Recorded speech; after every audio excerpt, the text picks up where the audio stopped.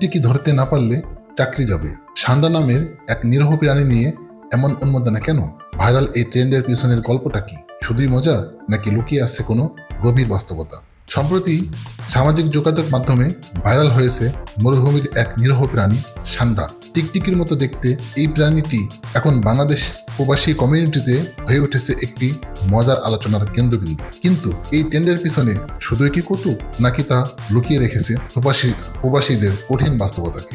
ভিডিওটিতে দেখা যাচ্ছে মধ্যপ্রাচ্যে প্রবাসী বাংলাদেশিরা মরুর বালিতে দৌড়ে বেড়াচ্ছেন সান্ডা ধরার জন্য। কপিল বলছে সান্ডা না পেলে চাকরি থাকবে না। এসব মেমে মজার ছোঁয়া থাকলেও এর মধ্যে ফুটে উঠেছে শ্রমজীবী মানুষের নির্ভরশীলতা ও সংগ্রাম। বাংলাদেশেও এই ভিডিও ও মিমগুলো ছড়িয়ে পড়েছে হু হু করে। ফেসবুক রিলস, টিকটকে চোখ রাখলেই একাধিক সান্ডা নির্ভর কন্টেন্টে চোখ পড়ে। এমনকি কেউ কেউ মজা করে বলেছেন বিশাল চাপাইকাঠি এখন টিকটিকি। এই হাস্যরসের মাঝেই তৈরি হয়েছে এক নতুন সাংস্কৃতিক ট্রেন্ড সান্ডা, যার বৈজ্ঞানিক নাম ইউরোমাস্টিক্স। দেখতে অনেকটা গুইসাপের মতো হলেও এটি আকারে ছোট ও মোটা।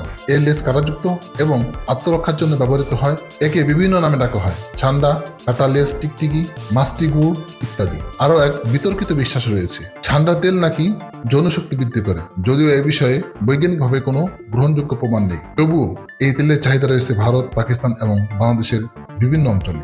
বাজারে এর কৃত্রিম সংস্করণও বিক্রি হয়, যা প্রাকৃতিক ভারসাম্যের জন্য হুমকি স্বরূপ। ইসলাম ধর্ম অনুযায়ী মহানবী সাল্লাল্লাহু আলাইহি ওয়াসাল্লাম সান্ডা খাওয়াকে নিষেধ করেননি। হানাফি মাযহাবে একে হারাম হিসেবে ধরা হলেও অন্যান্য মাযহাবে কিছুটা শীতলতা রয়েছে।